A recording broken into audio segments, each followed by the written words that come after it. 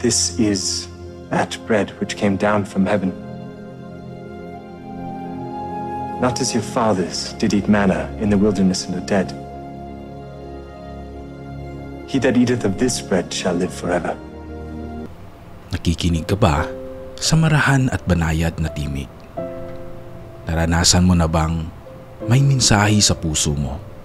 Tahimik pero malinaw na parang sinasabing ito ang tamang gawin.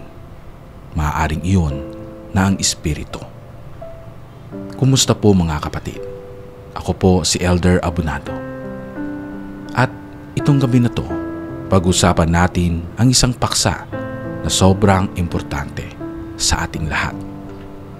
Kung paano nangungusap ang Espiritu Santo. Minsan kasi, akala natin laging dramatic o malalakas ang mga sagot ng Diyos. Pero alam niyo ba, madalas ang kanyang sagot ay dumarating sa marahan at banayad na tinig. Noong panahon ni Joseph Smith, maraming katanungan at kaguluhan sa simbahan. Ngunit imbis na laging dumaan sa mga dramatic na revelasyon, itinuro ng Panginoon na ang Espiritu ay nangungusap sa marahan at banayad na tinig. Ang verse na ito ay paalaala sa atin na sa gitna ng ingay ng mundo, may Espiritu na tahimik, ngunit totoo ang sinasabi. At kapag tayo'y handang makinig, maririnig natin siya.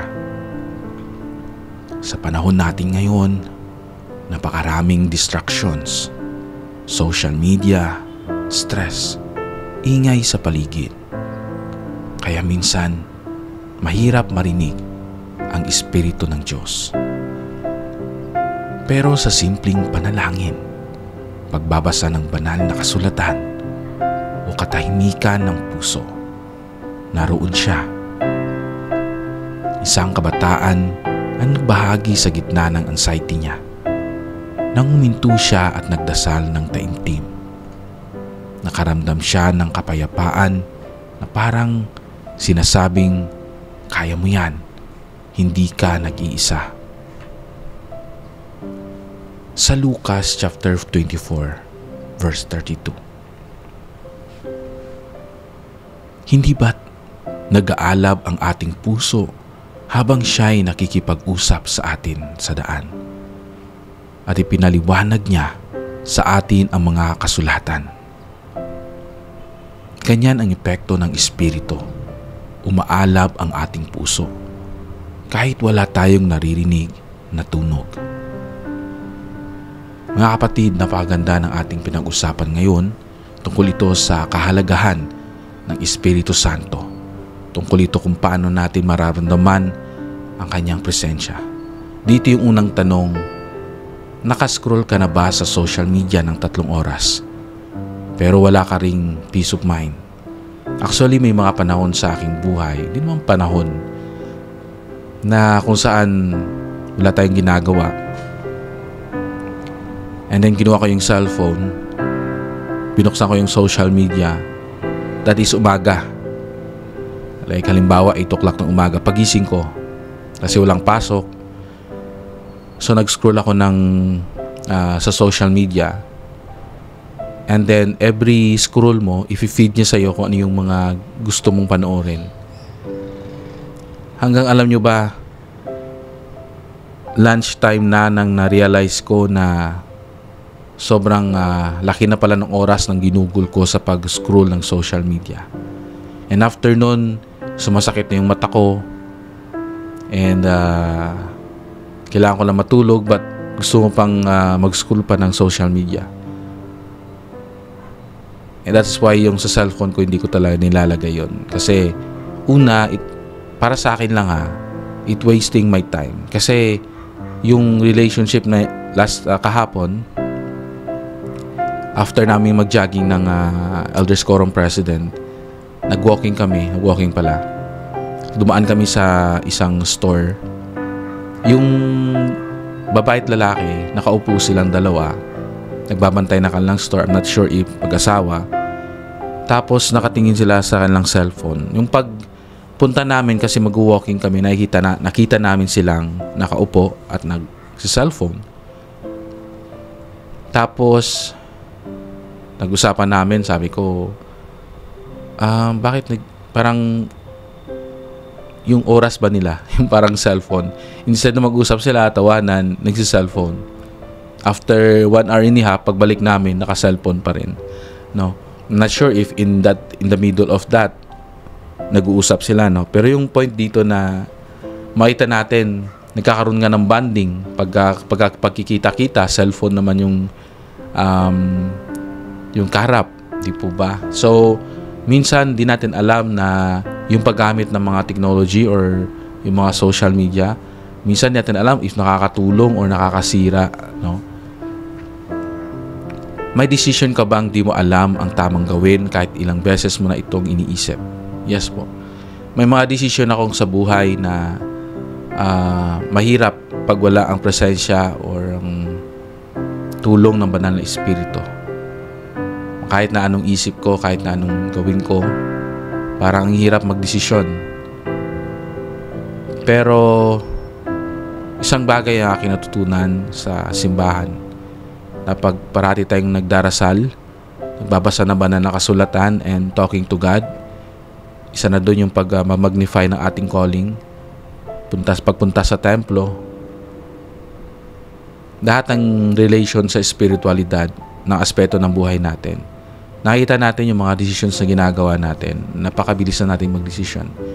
Kasi nakaayon na siya doon sa gospel ni Jesus Christ. So therefore sa akin dito, yung niisip ko dito is every time na magdesisyon tayo, gawin natin na nakaayon sa kagustuhan ng ating masalangit or sa gospel ni Jesus Christ. May mga time sa buhay ko, halimbawa, bibilhin ko ba to? Tapos may papasok sa isip ko, makakatulong ba yan sa kaligtasan mo? O makakatulong ba yan na maging mabuti kang tao? Makakatulong ba yan na mapaglingkuran mo yung mga brothers and sisters mo? Di po ba? So, yun po yung para sa akin. Every time na pag may bibili ako, iniisip ko muna, like, halimbawa, bibili ako ng mga damit na pang pasyal, makakatulong ba yan? Pero pag bibili ako ng mga damit na puti, sabi ko, isa lang yung puti ko na damit, papunta sa simbahan for almost a year na. Diba? Parang ano yung iniisip ko, so bibili ako ng isa pang white polo shirt or long sleeve para na magamit ko sa simbahan. Or sapatos para na hindi naman isa. Kasi minsan nakakaligtaan natin, no? Yung pang church natin, isang sapatos. Pero yung pagpasyal natin ng mga sapatos, yung mga sportswear na mga sapatos, 5, 10, di po ba? Parang mas inuuna natin yung mga temporal na bagay, sabihin na natin. Hindi naman po ako perfecto, no? Pero yun parati yung parang ginagawa ko siyang habit na every time mag-decisions ako, ito ba'y makakatulong sa spiritual kong paglago o ito ba'y temporal lamang? Kailangan ka huling naglaan ng tahimik na oras para sa sarili mo. Kailan ba? Every time na gumawa ako ng Come Follow Me. At kahapon, pag nag-jogging kami ng kasama ko, we're talking about spiritual things. Ang ganda or maganda na pag mayroon kayong friend, membro din siya ng simbahan. Pero hindi naman guarantee pag membro. Kasi may mga membro naman na pasaway kahit saan ka pumuntang mga sekta. So, manap ka ng isang kaibigan na miyembro na isa yung faith niyo, isa yung pananampalataya niyo, isa yung advocacy niyo. And kasi every time na magpasyal kayo, you're talking about good things, no? You're talking about personal growth. Nag-uusap kami tungkol sa spiritual growth namin. Kahit yung mga kulitan, no? Tapos babalik din kami doon sa standard ng church. Yun yung punto doon. Meron kayong standard na pinag-uusapan. Hindi lang yung parang wala lang. So it's good to have, my dear brothers and sisters, a friend sa loob ng simbahan. Kasi isa yung standard ninyo.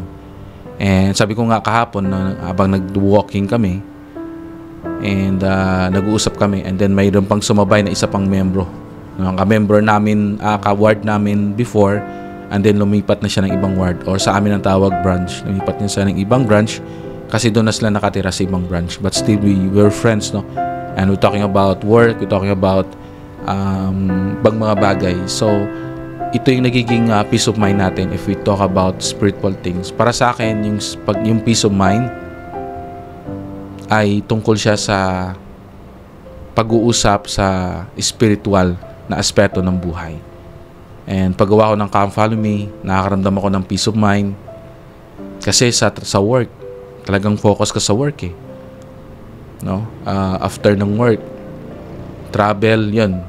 Mag-pray tayo habang nagta-travel, nagabayan tayo sa travel natin. So, napakahalaga, mga kapatid, na sinasabuhay natin at iniisip natin yung spiritual things para sa akin.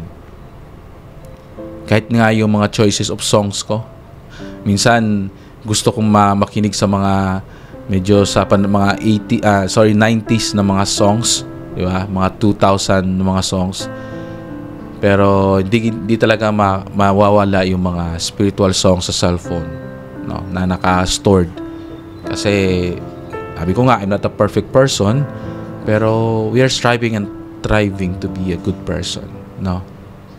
May nararamdaman ka na bang kakaibang kapayapaan habang nagbabasa ng scriptures? Yung sa akin naman, my dear brothers and sisters, no, personally, pag umaga kasi, pag unang gising ko, ginagawa ko talaga magbasa ng scriptures. Yung parang after I prayed, I read the scriptures, 1 chapter a day. Sabi ko nga yung challenge, pag natuon ka sa mahabang chapter, kasi tinatapos ko talaga. Siguro kaya pa mga 30 verse, pero pag umabot na sa mga 80, yun na, no? Especially sa mga second Nephi na mga verses. Pero maganda kasi nagiging guide ko siya for a day na alam ko sa puso ko na yun yung magiging guide ko, yun yung umpisa ng araw ko, pagbabasa na banal na kasulatan at panalangin. Pero hindi pa ako nakapagbasa ng banal na kasulatan, yung bang hindi ko minamadali sa ngayon. Thank you for this question, no, na ginawa ko rin sa sarili ko, na kung saan siguro darating yung panahon na yung bang magbabasa ako ng banal na kasulatan na hindi na ako nagmamadali. Yung parang iba kasi yung binabasa mo siya kasi part siya ng life mo. Iba din yung binabasa mo dahil bawat letra doon parang sinasa puso mo. Yung parang hindi ka na nagmamadali kasi baka malate ka. Yung parang word by word. Hindi mo na pinapansin yung oras. Basta gusto mo lang maramdaman kung ano yung gustong ipaabot sa iyo ng Diyos. Di po ba? So yes, kapayapaan, pero gusto ko pang itaas yung kapayapaan na yun. Ready ka na bang makinig sa banayad na tinig ng Ama natin sa langit? Always po. Parati po ako nagpipray and parati po ako nagsabi na God, hindi ko kaya kung mag-isa lang ako. All these things, all the temptations around me. Baka kasi habang nabubuhay tayo, hindi naman pag lumabas tayo, mga member yung kasama natin. Meron din mga mababait, meron din makukulit, meron din mga pasaway. Kahit saan ka tumingin. So yung temptasyon, kahit saan ka tumingin. Pero sabi ko sa Panginoon, sa ating Ama sa Langit, na gabayan ako, bigyan ako ng lakas sa journey ko sa buhay.